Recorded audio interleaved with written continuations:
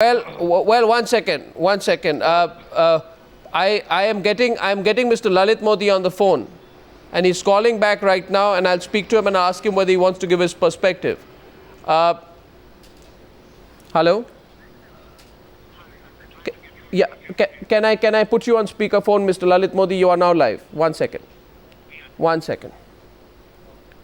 Lalit Modi, if you can be heard, a lot of our panelists are simply saying one thing. The more courageous thing would for you to be to come out and face the law and not be a fugitive from your own country. I completely agree as far as that is concerned, but I have to worry about other things. As you've seen already, there is an underworld issue that there has already been a Subadi put out me, and I will deal with that as my people are dealing with it. Coming back to this report, I want to be very clear that when it was time for me to appear before the committee, I was all set to come before the committee. The video links were all set up. The committee decided that the time was over, they didn't have time, and they were in a rush to go forward and make the report. And they finished the report without me being ever able to appear before them. I put witnesses in front. My witnesses weren't even allowed to come there because they said they were in a hurry to finish the report. They spent 3 years using their own witnesses and taking their own witnesses and making a report, but they accused me was never allowed to come there in the first place. Your passport was revoked after the ED's investigation into financial irregularities against you. You left the country. You left the country after you were accused of financial irregularities in the conduct of the T20 League. Yes, you did. I'm mistaken. I left the country on May the 12th, 2010. My passport was only revoked in 2011. So in March 2nd. So there was no such thing as a passport revoked on that account. The passport was revoked only on one account that did not make an appearance before the ED with my passport. But all before of the notices that were given to me by the ED, before all of the documentation that they wanted, my lawyers appeared. Yes, and they provided yes. all the documentation, which has what resulted in causing the show cause. But before the BCCI, they investigated me, but it ended up with the BCCI finance but you are department and the secretary of the department actually making us screw up. But Mr. Modi, before your passport was revoked, the Bombay High Court dismissed your petition that sought the reconstitution of the disciplinary committee. You looked at the legal options. The Bombay High Court dismissed that. Before that, in July, another Bombay High Court dismissed a petition that challenged your removal as IPL commissioner. You explored your legal options. Your legal options, were exhausted. And after that, when you realized the ED is going after you, you fled the country. So, Mr. Modi, my question. Nothing is more than meets the eye. It's very simple to say I fled the country. If somebody was shooting bullets at you and real ones and not the ones that you shoot out on television, it would be quite different. I'd like you and your family to get the real bullets. And then let's talk about that at that point in time. But let's not talk about the bullets you shoot, which don't hurt anybody apart from their credibility. Mr. Modi, you are wanted by the Enforcement Directorate for questioning. I am not wanted by the Enforcement Directorate. I've given them the documentation they want. They wanted a personal appearance. I've given them over 16 show causes. I've replied to each one of them. I've given them every document that they want. To date, I have not received a show cause or an order against the Enforcement Director or the ED department or any other department, for heaven's sake, out of India in any matter. It's been 3 years investigating. No, of course not. No, of course not, Mr. Modi. No. Accusation is one thing. You throw accusations on your channel. Mr. Modi. Boria saying that I don't have anything on my website. Boria, look clearly. Go to the legal section.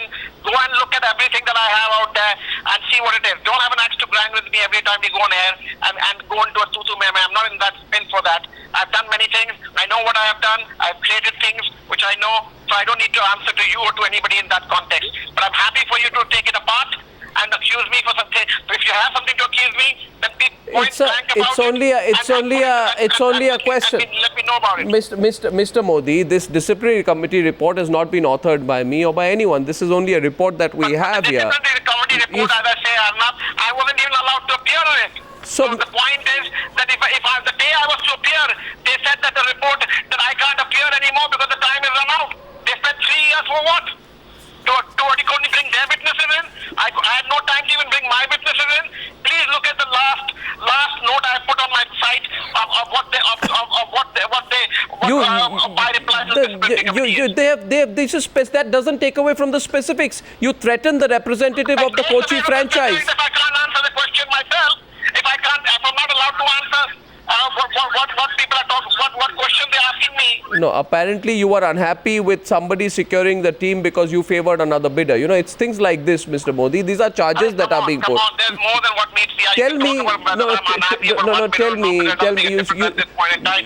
the people I was unhappy about, the clause that I put in, hold on, the clause that I put in that has to be put in said that the BCCI should be bank guaranteed for the entire amount for the Kochi bid and for the Pune bid. And by the way, guys, both the teams have defaulted, both the teams have gone, and the money is also disappeared. Now, who's going to be blamed for the $700 million out there? Not me. So what do you mean by saying? What do you mean by saying more than meets the eye? I think at high time you get a little specific, Mr. Modi, because you are accused of everything. That will all come out. The details are not too. It can't be debated here. That will come out in my book, so you can read it.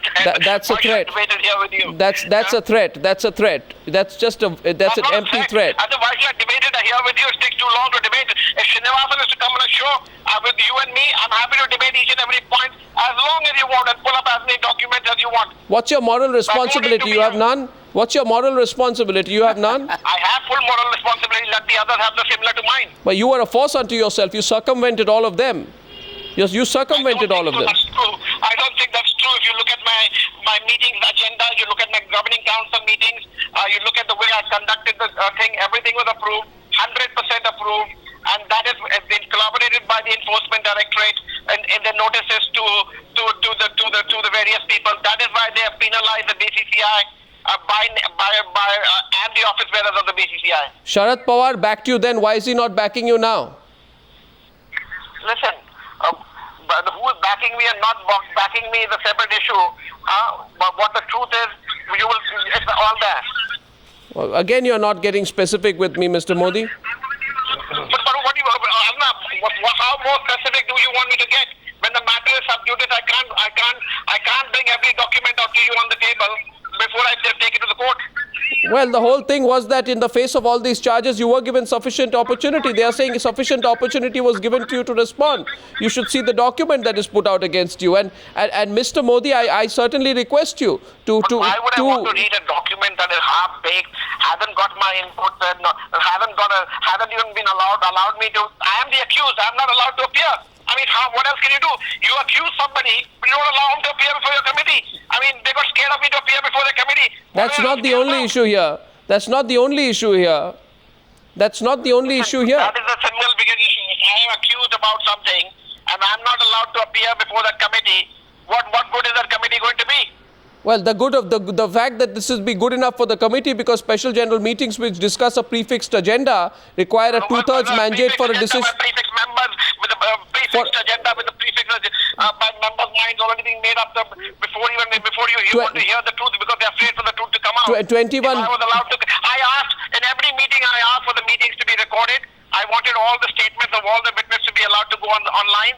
They didn't do so, but I have anyway put all the witness statements of them online. You don't. Even though they're against me, and they won't even allow those to go on air. I wanted every meeting to be recorded. The reason they didn't want me to come on air is I said, if I'm going to come on air, Mr. Modi, go on air, I will record the proceedings on video. Mr. Modi, if you are so convinced about yourself, why don't you tell us instead of issuing these empty threats? You know, there's more to meets the eye kind of stuff. There's no empty threats. There's no empty threats. I'm just telling you what I told the BCCI. I said, I'm happy to appear before you, but I will be recording from my end everything of what I'm saying to you, so that you can't manage what you and make the report the way you want to. It will be all recorded, and they were afraid that I would do that. Okay. Now, Lalit Modi, when we have Mr. Srinivasan back, we'll get you back online. Thanks for calling me. I will look forward. I'm waiting for that day. Yeah, Mr. Srinivasan, you see that invitation come your way. Thank you, Lalit Modi. Thank you. Thank you. Thank you very much indeed. Thank you. So that's Lalit Modi. He couldn't get through the other line. It's very interesting now. At one point of time, I think this whole thing is going to open up. Kishore Bhimani and Shishir Atangani, final thoughts from you on where you think this is going. Lalit Modi gets fired and he gets banned for life. Say that happens. Is that going to be the end of the story? Shishir? It's for the moment. Cannot be For the there. moment, Because yes. There's a sorry, commercial Honour, break on because this of the one, simple and reason that I can tell we you one must- thing that he's not in the running for the Pope's position. He's had his problems with the board, and for the moment, I think he's going to be out. Okay. Kishore Bhimani, for the moment he'll be out. Can he strike back? Does Lalit Modi, in your view, have any capacity to strike back after this? No, you cannot strike back. He was, as Atul Vasant said earlier, he was an outsider. He is an outsider, and he is not going to be able to break into this cozy club.